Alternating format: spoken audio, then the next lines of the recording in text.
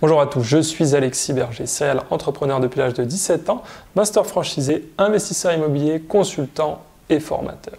Aujourd'hui, je réponds à la question: devez-vous rembourser vos crédits ou emprunts par anticipation? C'est en effet quelque chose d'extrêmement important et qui peut se révéler complexe. En premier lieu, il faut distinguer les types de crédits ou d'emprunts que vous pouvez avoir. Pour faire simple, je vais vous donner uniquement deux catégories. La première catégorie, ce sont les crédits de type consommation. C'est-à-dire qu'ils servent à acheter un bien qui perd de la valeur, comme une télévision, un téléphone, une voiture, un canapé, etc.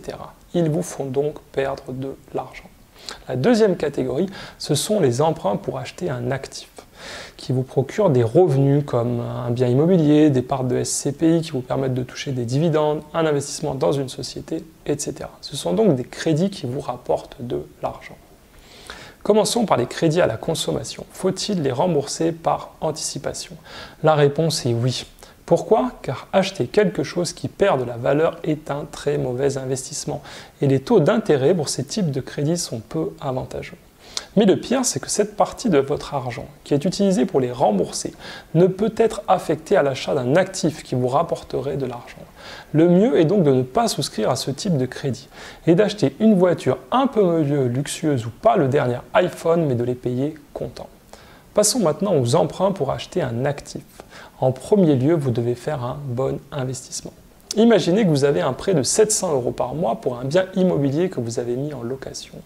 Votre loyer doit être au minimum de 1 000 € par mois afin de couvrir le remboursement, les éventuelles charges et impôts et vous prémunir d'un vide locatif entre deux locataires. Dans ce cas, votre crédit n'est pas une charge et l'intérêt de le rembourser par anticipation est nettement plus limité. Dans quel cas cela serait quand même intéressant?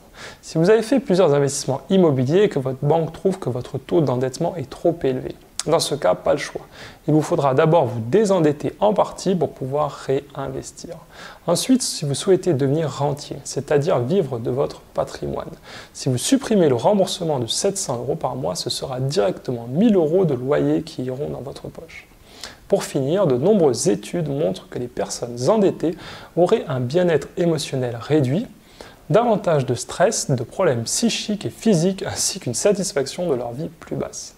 Mais personnellement, je pense que cela concerne plutôt les personnes ayant des crédits à la consommation que ceux achetant des actifs et développant leur patrimoine. J'espère que vous avez aimé cette vidéo et que vous savez maintenant si vous devez rembourser vos crédits ou emprunts par anticipation. Merci de mettre un pouce bleu et de la partager. Je vous invite aussi à vous abonner à ma chaîne YouTube pour la faire grandir et connaître. Comme toujours, si vous avez des questions, des commentaires ou des suggestions de thèmes, laissez-les juste ci-dessous et j'y répondrai personnellement. Je vous dis à très bientôt.